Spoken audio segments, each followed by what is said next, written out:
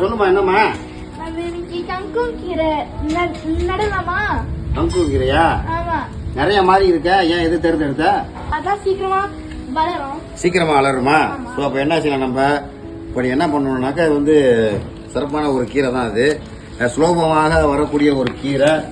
Okay, நீங்க என்ன பண்ணுங்க, நீங்க அதை லேசா அதை மேலே தூவுங்க. அப்படியே பார்க்க போனா இது வந்து நம்ம வந்து இந்த விதை வந்து நம்ம ஏற்கனவே நம்ம வந்து ஊற வச்சுட்டோம். ஊற வச்ச ஒரு விதையை போட்டால் தான் சீக்கிரமா முளையும் இல்லையா? மெதுவாக தூவுங்க, மண்ணு மேலே தூவணும் மேலே.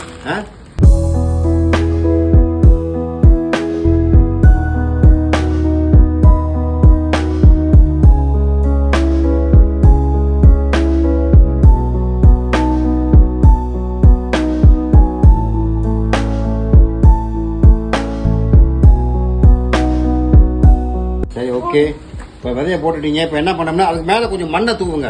நீங்கள் வந்து இப்படியே போட்டுட்டீங்கன்னா குருவி வந்து கொத்திடலாம், சாப்பிட்டு போயிடும். ஸோ அதை வந்து மறைக்கிறதுக்கு லேசாக மண்ணை தூவணும் நீங்கள். இங்கே வாங்க, அந்த மண்ணுங்க இருக்கு, அப்படியே அந்த விதையெல்லாம் மூடுற மாதிரி இதை கீழே வச்சுருக்கீங்க. கையால் தான்.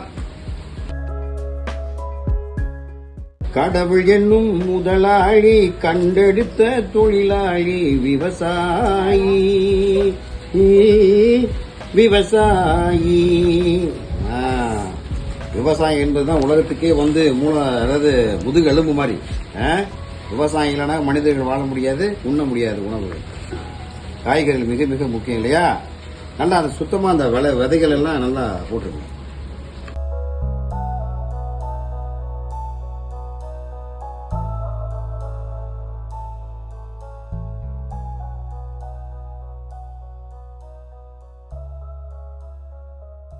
மண்ணை போட்டு மூடிட்டீங்களா? இப்போ நம்ம என்ன செய்யணும், அடுத்து என்ன செய்யணும், போய் தண்ணி பிடிச்சிருவாங்க. தண்ணியை லேசாக தண்ணியை ஊற்றி அதை ஊற வைக்கணும். அதில் பிடிக்க போய் போங்க. நான் பாருங்க, உங்களுக்காக எடுத்து வச்சிருங்க. அதை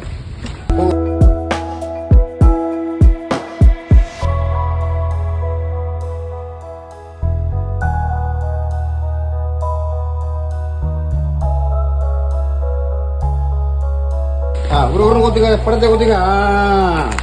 இப்போ அந்த மண்ணை நனைய விட்டாதான் அந்த விதைகள் போட்ட விதைகள்லாம் ஊறி நன்றாக செழிப்பாக வளரக்கூடிய ஒரு காலகட்டம் வருதுக்கு. ஓகே, வேலை முடிஞ்சிருச்சு.